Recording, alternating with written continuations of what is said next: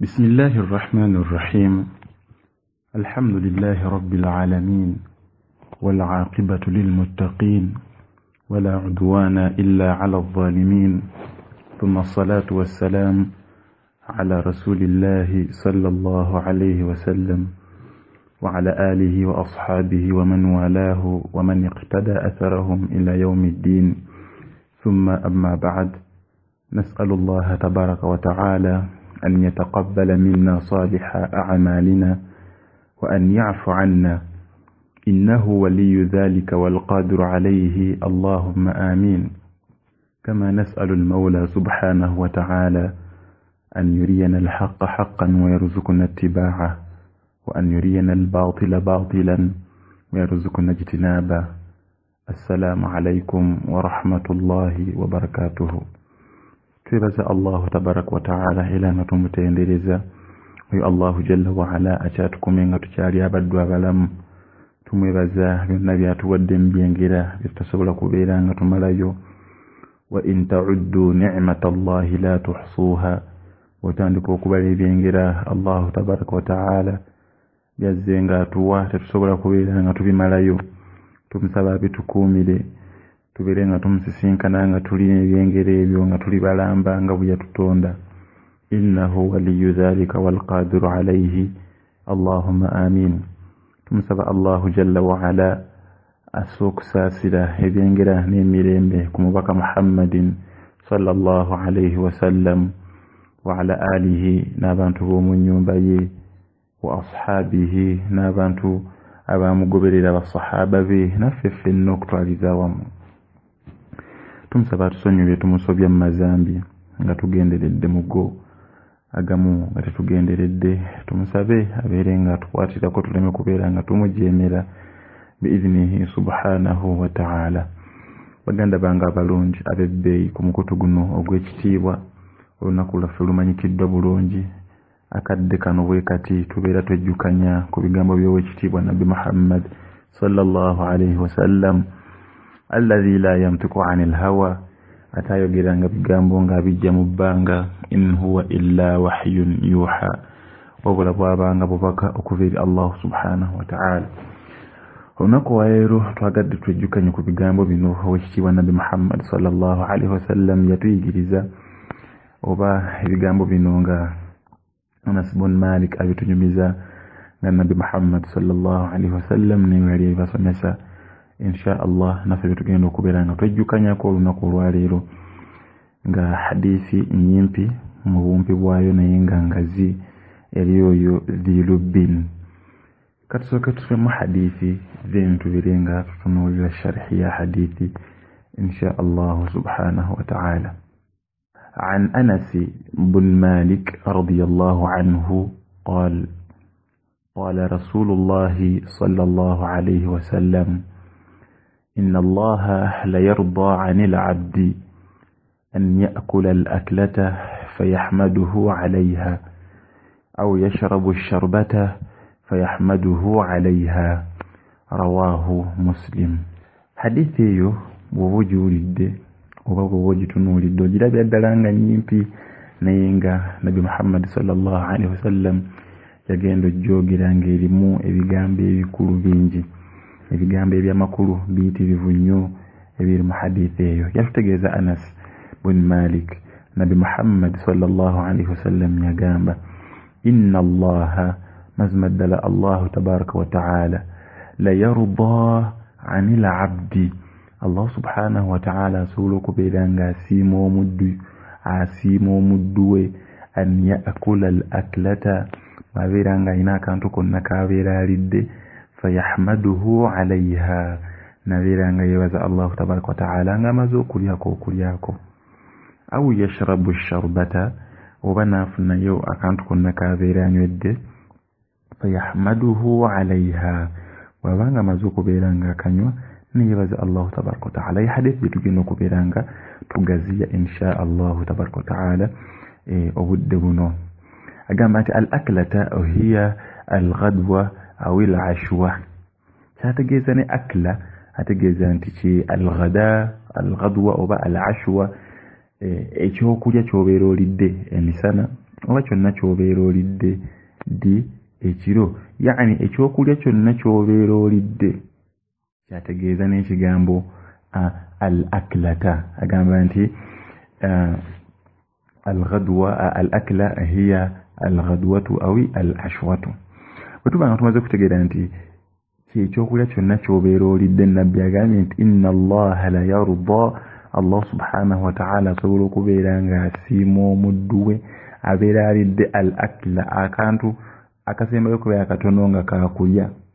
Era ayinza okusunirako ku kantu n'akakuwa oba ntende ng'eyo, ng'oludde ojja n'agamba tugigabane, n'akusunirako ku ntende eyo, n'okakwata n'okateeka mu kamwa n'okalya. Oba ekyokulya kyonna kyonna, however small it is, kakibeere nga kitono oba nga gunene oba nga esowaani muzima, yani kasita ofuna ekyokulya kyonna, Allah ayinza okusiima fayahmaduhu alaiha, obeera ng'otendereza Allah ng'omaze okukirya n'ogamba alhamdulillah wa alhamdulillahi alladhi at'amani hadha wa razaqanihi min ghayri hawli minni wala quwwa. Allah asobola okubeera ng'akola ki, ng'akusiima. Wa hadha dalilun ala anna Allah yarda, obujulizi bwangu kunala obutulaga nti Allah subhanahu wa ta'ala asiima, ate Allah subhanahu wa ta'ala qad tanalu ridha Allah subhanahu wa ta'ala bisababin yasirin, osobola okufuna okusiima kwa Allah subhanahu wa ta'ala mu nsonga tono ddala. Oli ayinza okulowooza nti omuntu okugenda e Makka Allah lwayinza okusiima, nti oba okukwata miliyoni y'ensimbi n'ogiwaayo bazimbe masjid Allah lwakusiima, nti oba okukola kino bwe kino nga yalowooleza mu bintu binene, nti omuntu yenna wabanga yuhibbu an yanala ridha Allahi, wabanga ayagala okubeera nga afuna okusiimibwa kwa Allah subhanahu wa ta'ala, ayina kukola binene. Nedda, ne bw'oba ng'okoze akantu katono bwe kati, Allah subhanahu wa ta'ala asobola okubeera nga akusiima nako, n'abeera nga akusiima n'akussaako okusiima kwe. Ate mujjukire nti Allah ekintu kyagenda okusembayo okubeera nga atuwa fil janna, tulyoke tubeere nga tumulabako kutusiima, agenda kugamba nti Allah subhanahu wa ta'ala atusiima. Yani omuntu okubeera nga yanaalu ridha Allahi, afuna okusiimibwa kwa Allah, bafunye ekigambo kinene nnyo. Basahaba yabasiima, abamu ku bo tebakola bintu binene, bakolanga bintu bitono. Naam, kandi Nabi Muhammad sallallahu alaihi wasallam akuleetedde hadiisi eno n'akutegeeza nti oyinza omuntu bw'alyako okulya konna konna nga katono katya, neweebaza Allah n'omutendereza, fatahmaduhu alaiha, nobeera ng'omutendereza, Allah asobolera ddala okukusiima n'otuuka mu ddala ly'abali abakola ebintu ebinene. Tonyoomanga kalimu katono kakabeere katya, Allah ayinza okukusiimira kwako. Ekikumi kyo ky'olina ggwe, oba oli awaddeyo miliyoni, ggwe olina 10 ky'oba owaayo, Allah ayinza okusiima ggwe, olina atamusiima. Olinaako okulya katono katya bwe kati, kuba owo omusiraamu gamye entumina yako kenyina, tolinda kuweza sowaani oba busawo bwa muceere. Kyonna ky'olina ky'obeera okola, oba olyawo Allah subhanahu wa ta'ala ayinza okussaako okusiima. Kulinjagade tusooke tupozingemu awo, tuyigamu nti Allah tabaraka wa ta'ala asiima. Ate okusiima kwe sikuli static, oba tekuli awo kuli ku binene byokka nti Allah asiima ku binene. Fayina ebinene abisiima, naye ate naawe newoba ng'olina kitono kitya, era Allah akusiima, kubanga okulya gw'olidde, gw'ofunyeemu, gw'okkuse, n'omwebaza weebaza ye n'akusiima, ate n'akwongera n'okubeera nga akwongera. Kiraga nti Allah asiima ebintu byonna bitubeera tukoze, bisharuti nituba nga tubikoze kuki, ku lulwe Allah tabaraka wa ta'ala. Omukyala yasanga mbwa ng'ewejja ku gundi, ayanoonya amazzi, asanze oluzzi asise mu mazzi, oba yali musajja, nakka mu luzzi nanywa amazzi, agenda ova yasanga embwa eri awo wejja olulimi luvuddeyo, yakulu thara, eri mu kulya obutakataka obubisibisa. Nagamba eno embwa balagha min al-atashi, embeera ngisuseeko, ennyonta gisuseeko nga nange bwebadde ensumbuwa.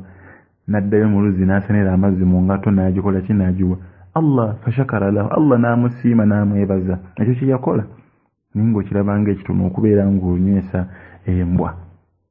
N'olw'ensonga eyo tulina okubeera nga twebaza Allah tabaraka wa ta'ala byonna by'abeera atuwadde.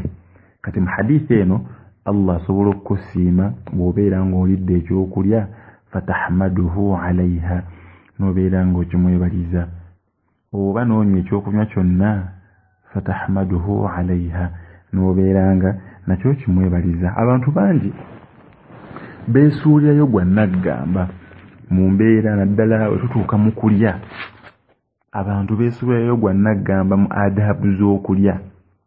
Ye olumala okulya nga kwate kubo ng'agenda oluusi tasomye basmala, oluusi takoze eki, oluusi takoze yani abantu tubulamu nnyo min adabi ta'am mu mbeera ze tweyisaamu nga tukola ki nga tulya emmere abantu tetumanyi kulya ndya ya busiraamu. Olwaleero abantu aba western batuleetedde embeera naffe abasiraamu tubeera nga tuzaadoptinga netubeera nga tunyiiza Allah tuli mu byengera bye tuli ate tubeera nga tumunyiiza kugamba ne tubeera nga tuli mu katogo kali awo.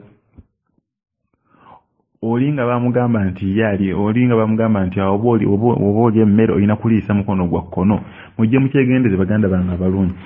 Abantu bonna abasinga kaleere basiraamu batandise okubeera nga baliisa emikono gyabwe egya shimaali. Baliisa emikono gya shimaali, mikono gya kkono anti bamuteeredde ekifi ky'ennyama ku gundi ayina akaso tosobola kasazisa gwa kkono sasa ddyo n'olyoka okola ki n'olyoka oliisa kkono. Majority of them abantu abasinga obungi abeetwala nti bakuze abeetwala nti bo bali civilized bali ki la yaakuluuna bi aymanihim tebakyalya na mikono gyabwe gya ddyo baliisa mikono gyabwe gya kkono. Kati oyo omusuubira aliisizza omukono ogwa kkono okubeera nga yeebaza Allah subhanahu wa ta'ala ekyokulya kyamuwadde kalla wa hash. Awo nno tujjawo ensonga zino wammanga bbiri nti tulina al adab mu mbeera ey'okulya tulinamu adab tulinamu enneeyisa omuntu yandeeyisizza atya ng'alya era mu nneeyisa ezo ez'okuli mu nneeyisa y'okulya ne tujjamu era ebitundu bibiri ne tugamba tutya nti mulimu adabun fi'liya waliwo omuntu enneeyisa gye weeyisaamu ng'olya nga yo fi'liya nga yabikolwa omuntu alya atya mutya bw'olina okulya. Ne wabaawo ne adabun qawliya omuntu yandeeyisizza atya ng'alya mu mbeera ey'ebiki mu mbeera ey'ebigambo. Wandeeka bulungi. Kati mu adabu al-fi'liya mu nneeyisa omuntu gyandeeyisizzaamu ng'alya mwe tusanga bino an yaakula bil yamin omuntu okubeera ng'oliisa ddyo wa yashrabu bil yamin n'okubeera ng'onywesa ki n'okubeera ng'onywesa ddyo. Tulina enkola oyinza okuba ng'oliisizza engalo nekakuteera bwe gilaasi ya katundu oba gilaasi y'amazzi n'otayagala mbu okugiddugaza kyokka ng'olwedde egilaasi kasita bagiwamu ekyokunywa kyonna eddugadde naye mbu toyagala kugiddugaza n'angalo zino z'ova nze kuliisa n'okwasa kkono n'onywesa kkono. Omulala eno akutte ekyokulya kyakutte mu mukono ogwa ddyo amazzi oba ekyokunywa kyonna kikwata kasoda akakwasiza gwa kkono alya yenna ali awo nga tategeerekeka. Ezo si mpisa za kulya era si mpisa za busiraamu. Ebyo tubisanga nnyo mu baana baffe mu baana b'obusiraamu. So nga ate Nabi Muhammad sallallahu alaihi wasallam yayigirizanga nnyo abaana abo babeere nga bataawada akule nga amanyi nti omusiraamu bw'ati bw'alya omusiraamu bw'ati bw'anywa nga hadithi gye tugenda okubeera nga tugenda wammanga. Abaana b'abasiraamu basanga nga enneeyisa eyo gye bakola ki gye beeyisaamu. Oba n'osanga omuntu omukulu alidde engalo alhamdulillah olwokuba zikyaliko tannaba kuzinaaba ne bamuwa ekyokunywa n'anywesa kkono mutayagala kuddugaza ki gilaasi olwedde gilaasi eddugala. Kati min adabil akli al-fi'liya mu nneeyisa gye tweyisaamu ey'okulya nga yabikolwa an yaakula bil yamini omuntu okubeera nga aliisa omukono gwe ogwa ddyo wa yashrabu bil yamini n'okubeera nga anywesa omukono gwe ogwaki omukono gwe ogwa ddyo. So si nti okulya kwa tuliisa ddyo okunywa ne tubeera nga tukola ki tunywesa kkono. Embeera bwetyo si bweyina okubeera. Kiika bulungi baganda bange abalungi. Wala yahillu lahu an yaakula bishimalihi wa yashrabu bishimalihi omuntu okkirizwa okubeera ng'oliisa kkono wadde okubeera ng'onywesa omukono gwo ogwa kkono. Bitegeekese bulungi baganda bange abalungi kubanga Nabi Muhammad sallallahu alaihi wasallam yatuziyiza okubeera nga tuliisa kkono waffe ne bw'oba ng'ofaanana otya okuliisa kkono wadde ki okumunywesa. Mu hadithi emu Nabi Muhammad sallallahu alaihi wasallam naha an yakula ar-rajulu bishimalihi, yagaana omusajja okubeera nga aliisa omukono gwe ogwa kkono, wa yashrabu bishimali, n'amugaana n'okugunywesa. Wa akala ar-rajulu bishimali, omusajja neyeewussa n'afuna eggume, fa akala bishimali, n'aliisa kkono we, n'agamba ahunu byayogera, n'aliisa kkono we n'anywesa n'ekkono we nga ne Rasulullah sallallahu alaihi wasallam waali. Faqala, Nabi Muhammad sallallahu alaihi wasallam n'amugamba nti kul biyaminika, sibuliisa ddyo, omukono gwa kkono gulike. Qala la, sajja n'agamba nti la astati', sisobola kuliisa ku ddyo wange. Faqala, Nabi musajja n'amugamba nti la astati', sikola ki, sisobola. Nabi kyava amugamba nti lastata'ta, naye osobola okuliisa omukono, waki sigwoliisa? Omusajja n'agamba nti nedda, sisobola. Nabi Muhammad sallallahu alaihi wasallam tiyamunyega kigambo kirala kyonna, naye omusajja oyo mastata'a ar-rajulu ba'da dhalika ay yarfa'a yadahu al-yumna ila fami, teyaddamu kusobola kuliisa mukono gwe gwa ddyo. Teyasobola yadde okugusitula obusituzimbwa agusembeze ku mumwa, tekyasoboka. Kugamba gwagongobala ne gulemala nga tasobola kugukwata kuguteeka ku mumwa, olw'ensonga nti yajeemera Nabi Muhammad sallallahu alaihi wasallam kyeyamugamba mu mbeera eya takabbur. N'olw'ensonga eyo gw'oyinza okuliisa omukono gwo ogwa kkono ne bagamba nti munanywesanga, toliisanga kkono, tonywesanga kkono. N'oguguba obula okuba oyagala okubeera civilized, obula okuba oyagala okubeera nti otambula n'ensi byetambula abantu baliisa kkono, gwe n'olowooza nti nno Allah asobola okwekeraawo. La, guyinza obutagongobala kati, naye nga gulina gye gujja okugongobalira. Guyinza obutagongobala mu mbeera yakugulaba nti gugongobadde, naye nga buli w'oguliisa olya buwuka, n'obeera nga ogongobalidde muba nga gukuleetedde ebizibu mu mbeera endala. N'olw'ensonga eyo min adab al-akil al-fi'liya, embeera n'ekisa gye tulina okweyisaamu ey'okulya nga yabikola fi'liya, omuntu okubeera nga aliisa kkono, aliisa ddyo, anywesa ddyo. Niwobanga engalo zijjudde emmere bweziti ne bakuteeka giraasi y'amazzi ng'agala kunywa, leka kunywesa kkono, nywesa ddyo. Nteese bulungi. Oba omuntu n'embeera endala, adabu endala, omuntu okubeera nga yaakulu mimma yalihi, alya emmere emuli mu maaso ge. Omuntu okubeera nga alya emmere eri mu maaso ge kyamu mpisa. Omuntu okubeera nga olya emmere ekuli mu maaso ge.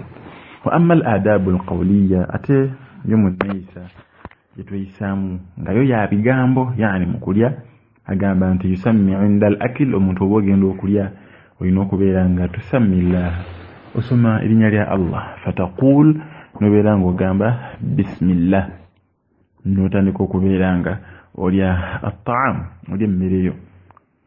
Bw'obanga obadde oli bubi ng'ozze wawanse eddenjala kuli bubi, ogenda okwejjukaza nga walidde nga tosomye bismillah. Era Nabi Muhammad sallallahu alaihi wasallam n'abeera nga tuyigiriza nti omuntu obeera nga weerabidde era otendereza Allah, ng'ogenda okulya emmere n'ogamba otya bismillahi awwalihi wa akhirihi, bismillahi awwalihi wa akhirihi, thumma n'obeera nga tastamiru bita'amika, weeyongerayo okulya emmere yo. That's why Nabi Muhammad sallallahu alaihi wasallam obuyuzi ku nsonga eyo yagamba omuvubuka omu, nga mugamba ya ghulam, wanga muvubuka gwe, samillaha, beera ng'osoma erinnya lya Allah tabaraka wa ta'ala ng'ogenda okulya, ogambe bismillah, wakul biyaminika, oliisa omukono gwo ogwa ddyo, wakul mimma yalika, olye emmere ekuli mu maaso go, tokwata wano tokwata eri. Nabi Muhammad yasomesa ebintu bino nga mirabanga ebyokusaga naye nga ze mpisa, era omuntu ziyana libadde akola ki, awangaalira ly'emmere ekuli mu maaso, oyinza obutagimalaawo. Naam, omuntu n'agifunamu omugaso, naye wokwata wano n'okwata wano n'okwata eri n'okwa byonna n'ogikola, neyandibadde agifunamu omugaso mulala, naye yeenya n'agamba owulidde mu mbeera efaanagana ku bwetyo sallallahu alaihi wasallam. Mumala okubeera ng'olya gwa hadithi yaffe gwe guno we tuliko kati okubeera nga weebaza Allahu tabaraka wa taala okubeera nga akuwadde ekyengere ekyo ekyokubeera ng'olidde emmere neekukka bulungi. Lwaki twebaza Allah subhanahu wa ta'ala nga tumaze okulya? Omuntu ayinza okugamba naye neebaza ki? Tomanya, guyinza okuba nga tokirowooza naye oli yayinza okukitakirabamu mulamu wangira tafumintirizangako budde kutuula awo kulowooza ku nsonga eyo ng'era yo oluli atambula butambuzi olunywa atambula butambuzi nga si byali nako. Njeeka bulungi tuulangako ofumintiriza ogambe naye lwaki Allah atuuka n'okubeera nga ateeka kusiima kwe ku muntu amwebaza nga amaze okulya. Weebuuze bantu bameka abafunye ekyokulya ekyo gwe kyofunye era bameka abatakifunye? Bangi mu bantu abakufaanana bo tebafunye kyakulya ekyo kyokka ate gwe okifunye. Eyo si nsonga ekuviirako okubeera nga tahmadillaha weebaza Allahu tabaraka wa taala ngamba alhamdulillahi alladhi at'amani hadha, nebaza Allah ndiisizza ekyokulya kino. Bangi tebakifunye. Bangi mu baganda baffe Allah subhanahu wa ta'ala yabagezesa ng'emmere tebayita mu kamwa. Emmere tebayita mu kamwa. Oli baamusala ku lubuto ne bamusaamu obupiira aliira mu bupiira, omulala bamubuyisa mu nnyindo abuyisa mu nnyindo. Lwaki teweebaza Allah okusobozesezza okulya emmere neekuyita bulungi mu kamwa neekukka? Eyo abaffe si nsonga. Lwaki olina okubeera nga weebaza Allahu tabaraka wa ta'ala oba okufuukira okubeera nga weebaza Allahu jalla wa ala olw'ekyokulya ky'olidde? Bangi balya mubalaba anaalya ebyennyanja eggumba ne limulakira. Gw'olidde engege n'okwata esooka n'okwata eyokubiri n'okwata eyokusatu engege ttaano nga tewali kagumba kakutuze n'akamu. Eyo si nsonga ekuviirako okwebaza Allahu tabaraka wa ta'ala nti ebyennyanja bino biyindidde amagumba owanda ebi tewaliiwo ggumba lintuze. Eyo si nsonga badwa Allahu tabaraka wa ta'ala gy'osinziirako n'ogamba nti kanneebaza Allahu subhanahu wa ta'ala. Bw'otuula wansi n'otunuulira ebintu bingi nnyo abantu bye bayitamu, abalala tebafunye byakulya, abalala babirya bibatuga, abalala babirya tebigenda, abalala babirya ebimu birimu omunnyo ebimu tebirimu munnyo. Gwe byolidde birimu buli kimu kyo, akatungulu mwekali, butto mwali, omunnyo mweguli, biki byonna mwebiri, ebirungo byonna byagala mwebiri. Naye ng'eyo ali ku kiwunga kirya ali nga ku kiwunga yo kyalya kyokka bwe kiti ekiwunga ekiruma tekuli nva tekuli ki. Nteeka bulungi. Ala yakfiika gwe tekikumalira okwebaza Allahu tabaraka wa ta'ala ng'oli alidde akawunga akeerera akakala okutali nva ye yeebazizza Allah omulungi agambye alhamdulillahi alladhi Allah mwebaza mpadde akawunga kano eri atakalidde naye nga gwe afunye enva ofunye buli kimu kyonna mwekiri n'olya buli n'otambula n'ogenda. Bw'ofumintiriza ku bintu ebyo bw'otuufa ogamba nti alhamdulillahi alladhi at'amani hadha, neebaza Allah andiisizza ekyokulya kino. Allah n'abeera ng'akussaako n'okusiima kwe. Allah mu Qur'an afara'aytum ma tahruthun a antum tazra'unahu am nahnu az-zari'un la hawla wala quwwata illa billah. Mutunuulire ennimiro gwe kale fine tosobola kwebaza Allah naye emmere eyo gy'eva gw'ogimeza. Allah akubuuza afara'aytum ma abafite mutunuulire ebintu bimulima. Tunuulira kasooli wogojjamu akawunga, tunuulire omuceere, tunuulire engano, tunuulire bino, tunuulire ebijanja, tunuulire biki. A antum tazra'unahu am nahnu az-zari'un. Mmwe mubifulumyayo okuva mu ttaka oba ye Allah tabaraka wa ta'ala yakola ekikolwa ekyo eky'okubifulumyayo mu ttaka. Ekyo tekikumalira okwebaza Allah nga wallahi neebaza Allah ampadde ebyokulya bino, neebaza Allah tabaraka wa ta'ala ndiisizza ebyokulya bino, sinze yabimeze ebijanjalo bino, n'omwebaza. Enkuba etonnya yo nga yeefukirire mwabagitonnyesa. Allah afara'aytumul maa'a alladhi tashrabun a antum anzaltumuhu min almuzni am nahnu almunzilun. Kwegamba ebintu bingi nnyo omuntu byolina okufumintirizaako n'obeera nga weebaza Allahu tabaraka wa ta'ala. Bagitegeerekese bulungi baganda bange balungi. N'olw'ensonga eyo Nabbi Muhammad sallallahu alayhi wasallam kyavudde agamba nti inna Allaha la yarda, Allah asobola okubeera ng'asiima omuddu yenna ya'kulu al-aklata, alya ekyokulya kyonna kyonna, fayahmaduhu alayha, n'abeera nga yeebaza Allahu tabaraka wa ta'ala ekyokulya ekyo kyamuwadde. Aw yashrabu sharba, oba n'abeera nga anywako okunywa kwonna, fayahmaduhu alayha, n'abeera nga nabiranga yebaza Allah yani atendereza Allah muzimu ku hadith nyina hadith jenna somako matini gayongera bidi nabi Muhammad sallallahu alaihi wasallam yagamba nti omuntu yenna kastalya ekyokulya kyonna neyebaza Allah nasomedduwa eyo kwebaza Allah tabaraka wa taala Allah musiimulako amazambi ge wa in kana mithla zabad al-bahr aw kama qala rasul sallallahu alaihi wasallam nuli ensonga eyo bulungi bonna budde eri ffe abakuta ffe Allah basonyiwa ffe abafunamu ffe abawoomerwa ffe buli kimu ensonga ntono nnyo kubeera nga webaza Allah tabaraka wa taala la in shakartum la azidannakum wonamwebaza n'enkya ajja kuwa wonamwebaza naluli ajja kuwa mu mbeera efaanagana bwe twabula wonaagaana akuwadde leero akaseera kajja kutuuka oyayuye nga tolina kyoteeka muki tolina kyoteeka mu kamwa abaana baffe tubayigiriza empisa mu kulya abaana baffe tuleme kubajja butonga baliisa emikono ejja kkono abaana abasiraamu baliisa emikono ejja kkono abaana tebamanyi kulya n'abantu abaana bali awo we batugamba bakulamibwa wa tuyigirize abaana nga Rasulullahi sallallahu alaihi wasallam yayigiriza abantu okulya yayigirizanga abato n'abakulu osanze omuntu musajja mukulu ali awo aliisa kono mugambe ya fulani bisa guli mukono tumuleka bulezi mwe yamanyi mugambe nabi Muhammad olabi yagamba musajja mukulu namugamba nti owange liisa guli mukono mumbere efanagana bwete hobitege sabuni baganda bana balungi tujja kususaaka onsaba Allah wekitiibwa tabaraka wa taala tugasene ebigambo ebyo abituteebe ku mizaani z'emirimu gyaffe ebirungi yawma alqiyama innahu waliyu dhalik walqadiru alayhi allahumma amin. Assalamu alaikum wa rahmatullahi wa barakatuh.